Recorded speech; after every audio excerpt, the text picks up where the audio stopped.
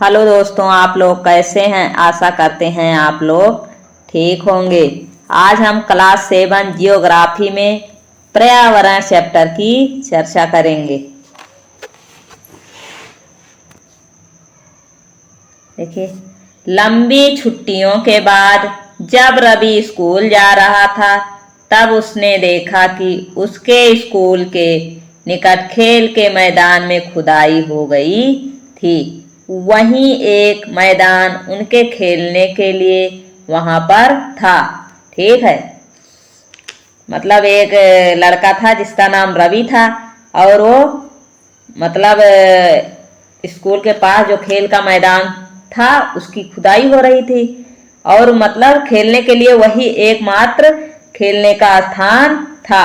ठीक है, लोगों ने बताया कि वहां अनेक फ्लैटों वाली एक बड़ी इमारत बनेगी। जब रवि को समझ में आया कि मुलायम घास, गेंदे के फूल एवं तितलियों वाला विशाल मैदान अब हमेशा के लिए नष्ट हो चुका है तो उसकी आंखों से आंसू छलकने लगे। उसने यह बात अपने सहपाठियों को बताई। सुबह की सभा में प्रधानाचार्य ने भी बहुत उदासी से कहा, देखो कैसे हमारा पर्यावरण बदल रहा है।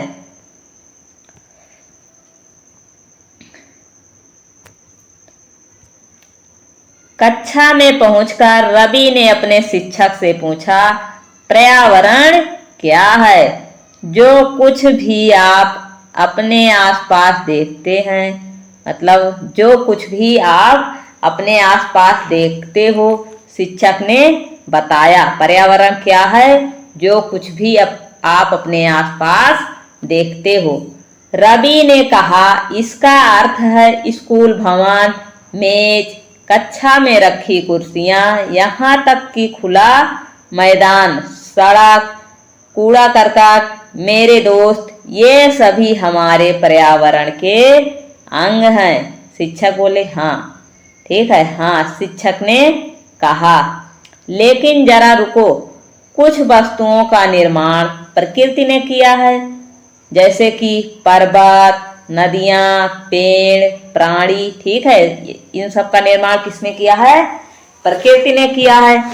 जबकि अन्न का निर्माण मानव ने किया है, जबकि दूसरी वस्तुओं का निर्माण मानव ने किया है, जैसे सड़क, कार, कपड़े, किताब आदि। अब दो दो छात्र मिलकर कार्य कीजिए। अपने निकट बैठे सहपाठी के साथ मिलकर प्रकृति एवं मानव द्वारा निर्मित वस्तुओं की सूची बनाइए। जो प्रकृति द्वारा बनाए गए हैं और जो मानव निर्मित है उनकी अलग अलग सूची बनाइए। रवि, परमजीत, जेस्सी, मुस्तफा, आशा सभी यही सूची बनाने के लिए उत्सुक थे। इकबाल ने पूछा, हमारा पर्यावरण क्यों बदल रहा है? शिक्षक ने उत्तर दिया, ऐसी हमारी जरूरतों के कारण होता है। ये दिन प्रतिदिन बढ़ती जा रही हैं, जरूरतें हम लोगों की दिन प्रतिदिन बढ़ती जा रही हैं। देखिए, रवि, परमजीत, ये जेस्सी, मुस्तफा, ये आशा। ठीक है, आगे देखिए।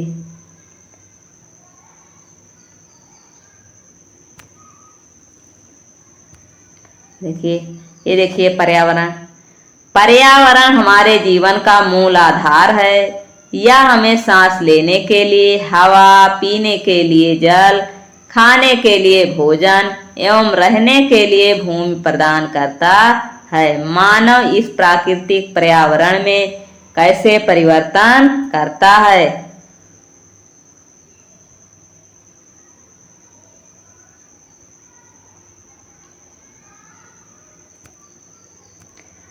कार का धुआं वायु को प्रदूषित करता है। पानी को पात्र में एकत्रित किया जाता है। भोजन को बर्तनों में परोसा जाता है और भूमि पर कारखानों का निर्माण होता है। मानव कार, मेल, कारखानों एवं बर्तनों का निर्माण करता है। इस प्रकार से मानव प्राकृतिक पर्यावरण में परिवर्तन करता है।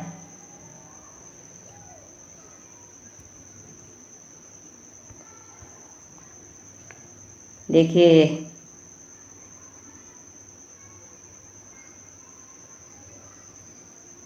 पर्यावरण के घटक,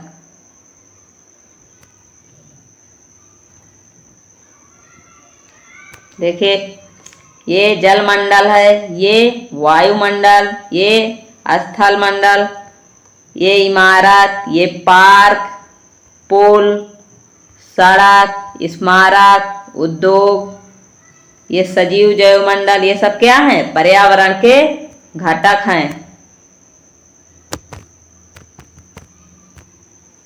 आगे देखिए,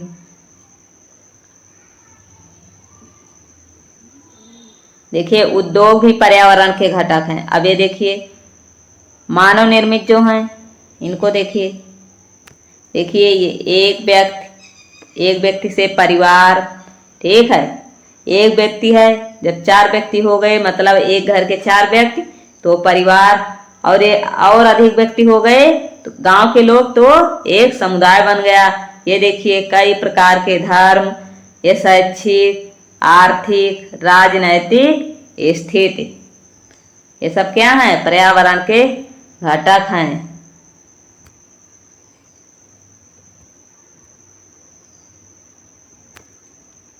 देखिए इसलिए हम प्राकृतिक वातावरण में परिवर्तन करते हैं और कभी कभी उसे नष्ट भी कर देते हैं। देखिए ऊपर के वार्तालाप से आप समझ गए होंगे कि किसी भी जीवित प्राणी के चारों ओर पाए जाने वाले लोग, स्थान, वस्तु एवं प्रकृति को पर्यावरण कहते हैं। मतलब किसी भी जीवित प्राणी के चारों ओर पाए जाने वाले स्थान, वस्तु, ठीक है, और प्रकृति को पर्यावरण कहते हैं। यह प्राकृतिक एवं मानव निर्मित परिघटनाओं का मिश्रण है। प्राकृतिक पर्यावरण में पृथ्वी पर पाई जाने वाली जीवीय एवं अजीवीय दोनों परिस्थितियां सम्मिलित हैं, ठीक है, जो जीवित हैं, जो सजीव हैं और जो निर्जीव हैं, ठीक है। देखिए जीवीय में सजीव प्राणियों का संसार, जैसे पादप एवं जंतु। जीवीय में कौन कौन आएंगे? पादप एवं जंतु। अजीवीय में निर्जीव पदार्थों का संसार, जैसे स्थल। निर्जीव पदार्थों का संसार जैसे स्थल, ये किस में आएंगे? अजीवीय में। पादप और जंतु जीवीय में आएंगे।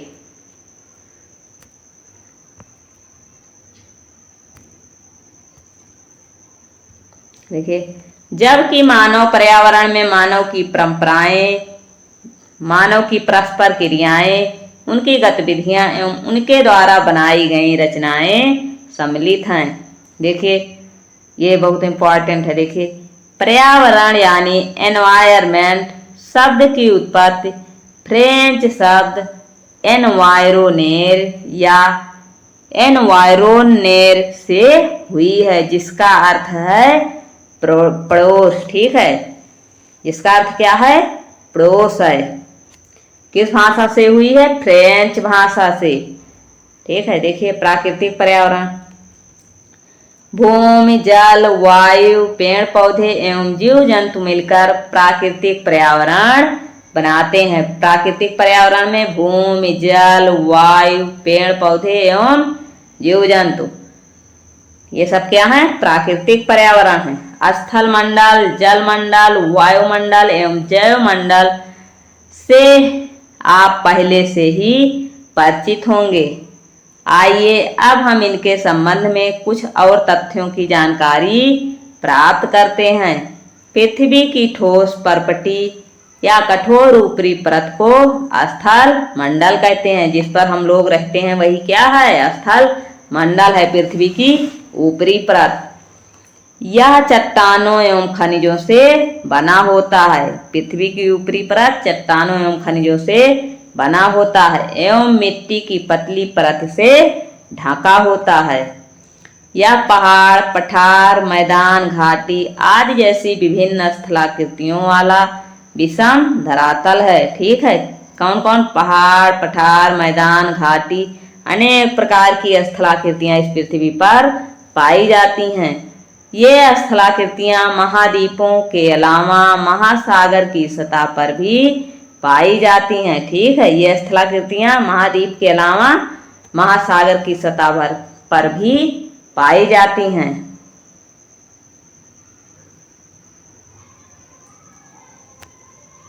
देखिए, स्थल मंडल वह क्षेत्र है जो हमें वन, कृषि एवं मानव बस्तियों के लिए भूमि, पशुओं को चरने के लिए घास स्थल प्रदान करता है। यह खनिज संपदा का एक स्रोत है। क्या? कौन? स्थल मंडल। आओ कुछ करके सीखें। अपने आसपास के स्थल को देखिए और आपके पड़ोस में भूमि का उपयोग किस किस प्रकार हो रहा है उसकी सूची बनाइए। आगे देखिए, ये देखिए पर्यावरण, ये वायुमंडल है ऊपर, ये जैवमंडल है जहाँ जीव जंतु सब रहते हैं, ये जल मंडल है समुद्र। ठीक है, और ये सब क्या है? स्थल मंडल। हम लोग कहाँ पर हैं? स्थल मंडल पर हैं। ठीक है,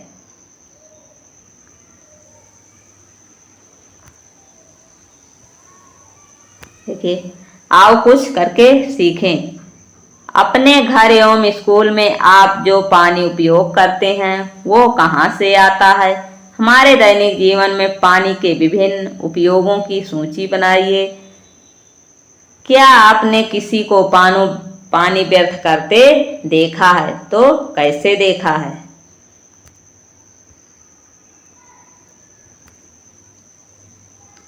देखिए, ये क्या है? सब पर्यावरण के क्षेत्र, स्थल मंडल, जल मंडल, वायुमंडल। ठीक है, देखिए, जल के क्षेत्र को जल मंडल कहते हैं।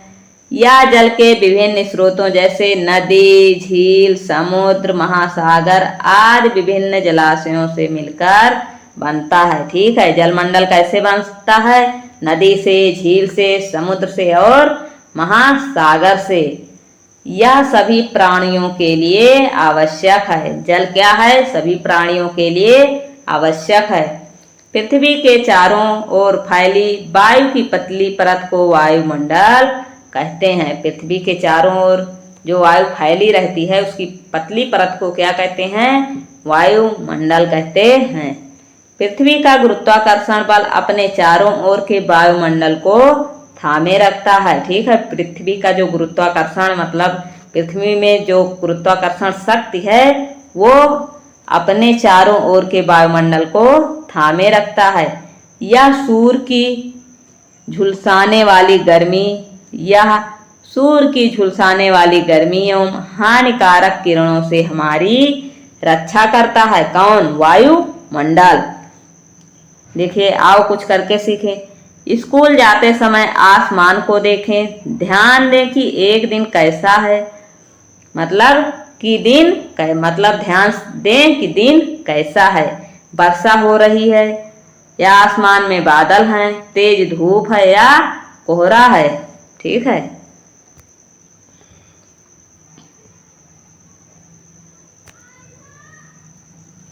देखिए, पारितंत्र क्या होता है, ये सभी बहुत इंपॉर्टेंट है। ठीक है, पारितंत्र वह तंत्र जिसमें समस्त जीवधारी आपस में एक दूसरे के साथ तथा पर्यावरण के उन भौतिक एवं रासायनिक कारकों के साथ परस्पर क्रिया करते हैं जिसमें वह निवास करते हैं। ये सब ऊर्जा और पदार्थ के स्थानांतरण द्वारा संबंध है। पारतंत्र क्या है? वह तंत्र जिसमें समस्त जीवधारी आपस में एक दूसरे के साथ तथा पर्यावरण के उन भौतिक एवं रासायनिक कारकों के साथ परस्पर क्रिया करते हैं जिसमें वह निवास करते हैं। यह सब ऊर्जा और पदार्थ के स्थानांतरण द्वारा संबंध है। किसके द्वारा? ऊर्जा और पदार्थ के स्थानांतरण द्वारा। आगे देखिए, पर्यावरण कई प्रकार की गैस, धूल कण एवं जलवाष्प उपस्थित रहते हैं। वायुमंडल में परिवर्तन होने से मौसम एवं जलवायु में परिवर्तन होता है। पादप एवं जीव जंतु मिलकर जैव मंडल या सजीव संसार का निर्माण करते हैं। कौन कौन? पादप एवं जीव जंतु मिलकर जैव मंडल अथवा सजीव संसार का निर्माण करते हैं। यह पृथ्वी का वह संकीर्ण क्षेत्र है जहाँ स्थल, जल एवं वायु मिलकर जीवन को संभव बनाते हैं। ठीक है, यह पृथ्वी का वह संकीर्ण क्षेत्र है जहाँ स्थल, जल एवं वायु मिलकर क्या करते हैं? जीवन को संभव बनाते हैं। पारितंत्र क्या है? रवि की कक्षा के एक एनसीसी कैंप में जेसी ने आश्चर्य से कहा, कितनी मूसलाधार वर्षा हो रही है, इससे मुझे अपना केरल याद आ रहा है। क्या याद आ रहा है? केरल। तुम सबको आकर देखना चाहिए कि कैसे हरे भरे खेतों एवं नारियल के बागानों में लगातार बारिश होती रहती है। ठीक है, केरल में अधिकतर बारिश होती रहती है। वो केरल कहाँ है? समुद्र के किनारे है। तभी जैसलमेर के रहने वाले हीरा ने आश्चर्य से कहा, हमारे यहाँ वर्षा होती ही नहीं है। ठीक है, जैसलमेर के हीरा ने कहा कि हमारे यहाँ तो वर्षा होती ही नहीं है, हमें तो दूर दूर तक केवल कीकर एवं रेत ही नजर आती हैं। कीकर और रेत ही नजर आती हैं। किसने कहा? हीरा ने कहा।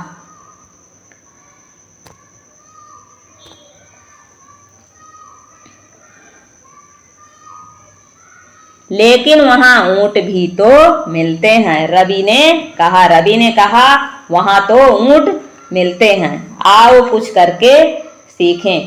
कहानी के बच्चों की तरह आप भी अपने पर्यावरणीय स्थान का चित्र या फोटो लाइए। ये देखिए पर्यावरण का चित्र, ये देखिए।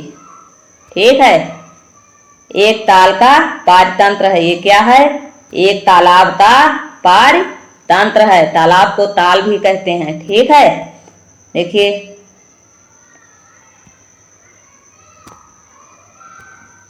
देखिए हीरा ने कहा, ऊंट तो मिलेंगे ही, जब तुम हमारे रेगिस्तान आओगे तो तुम्हें सांप, छिपकली एवं अनेक कीट भी देखने को मिलेंगे। रवि हैरत में पड़ गया। ठीक है, रवि हैरान हो गया। विभिन्न स्थानों पर पाए जाने वाले जीव जंतु, वनस्पति एवं लोगों के रहन सहन के तरीके इतने भिन्न क्यों हैं? क्या सभी का एक दूसरे के साथ संबंध है? बिल्कुल, बहुत संबंध है। शिक्षक ने कहा, सभी पेड़ पौधे, जीव जंतु एवं मानव अपने आसपास के पर्यावरण पर आश्रित होते हैं। सभी जीव जंतु और पेड़ पौधे अपने आसपास के पर्यावरण पर आश्रित रहते हैं। प्रायः वे एक दूसरे पर भी आश्रित रहते हैं। जीवधारियों का आपसी एवं अपने आसपास के पर्यावरण के बीच का संबंध ही क्या है? पारितंत्र। ठीक है, पारितंत्र का निर्माण करता है।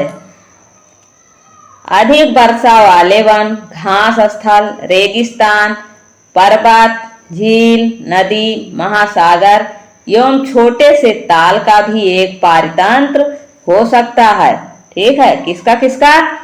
अधिक वर्षा वाले वन, घास स्थल, रेगिस्तान, पर्वत, झील, नदी, महासागर एवं छोटे तालाब का भी एक पारितंत्र हो सकता है। क्या आपको लगता है कि जिस पार्क में रवि एवं उसके मित्र खेलते हैं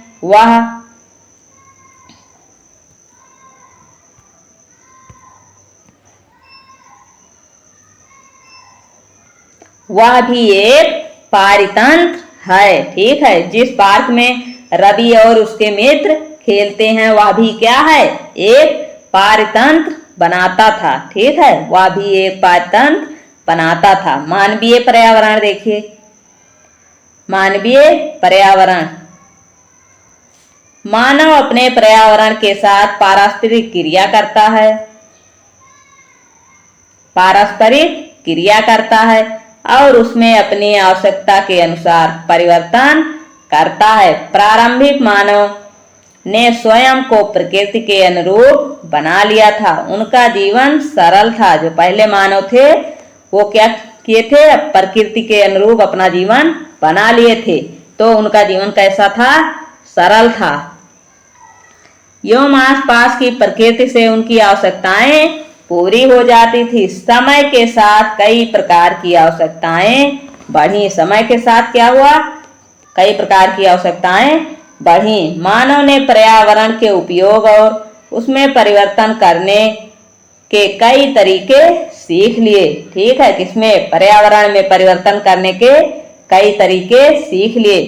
उसने फसल उगाना, पशु पालना एवं अस्थायी जीवन जीना सीख लिया। उसने क्या क्या किया? फसल उगाना, पशु पालना, अस्थायी जीवन जीना सीख लिया। पहिए का आविष्कार हुआ। आवश्यकता से अधिक अन्न उपजाया गया। वस्तु विनिमय पद्धति का विकास हुआ। किसने किया? आधुनिक मानव ने।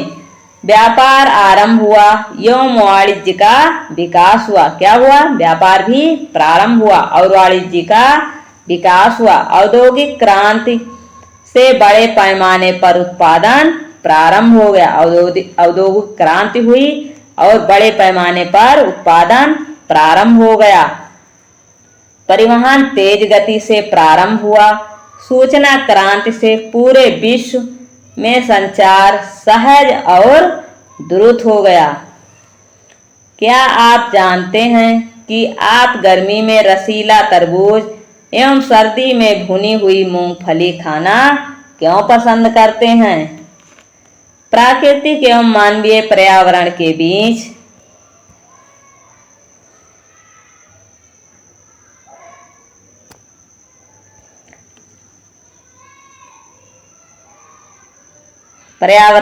सही संतुलन होना आवश्यक है। मानव को पर्यावरण के साथ समरसता से रहने एवं उसका उपयोग करने सीखना चाहिए। रवि की कक्षा में मिजोरम की एक लड़की है जिसका नाम क्या है? नूरी। वह अक्सर अपने स्थान की हरियाली की बात करती रहती है। कौन? नूरी। खेल का मैदान नष्ट होने के कारण रवि की उदासी देखकर नूरी ने उसे आने वाली छुट्टियों में अपने घर मिजोरम आने को कहा। रवि के शिक्षक ने सभी बच्चों से कहा कि छुट्टियों में वह जिन स्थानों पर जाएंगे वहां के भूदृश्य, घरों एवं लोगों के क्रियाकलापों का चित्र बनाकर लाएंगे। ठीक है।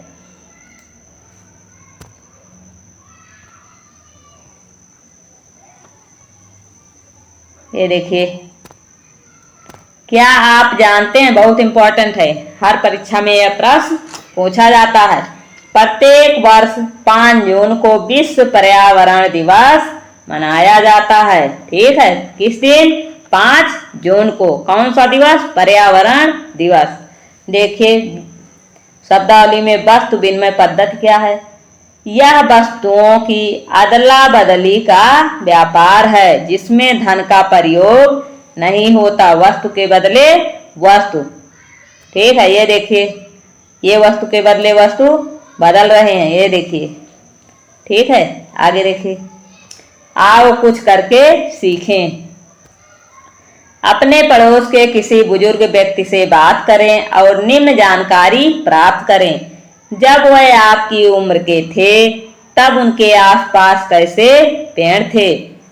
उस समय के घर के अंदर खेले जाने वाले खेल, उस समय उनका पसंदीदा फल क्या था? ठीक है, गर्मी एवं सर्दी के मौसम में वह कैसे बिताते थे? ठीक है, गर्मी और सर्दी के मौसम में वह कैसे रहते थे? प्राप्त जानकारी को दीवार या बुलेटिन बोर्ड पर प्रदर्शित कीजिए। ठीक है, आज की वीडियो में इतना ही। अगर वीडियो पसंद आई तो चैनल को सब्सक्राइब करें, वीडियो को लाइक करें। और आप लोगों को किस सब्जेक्ट की वीडियो चाहिए आप लोग कमेंट बॉक्स में लिखें। ठीक है, इसके अगले पार्ट में हम इसके प्रश्नों को देखेंगे। धन्यवाद।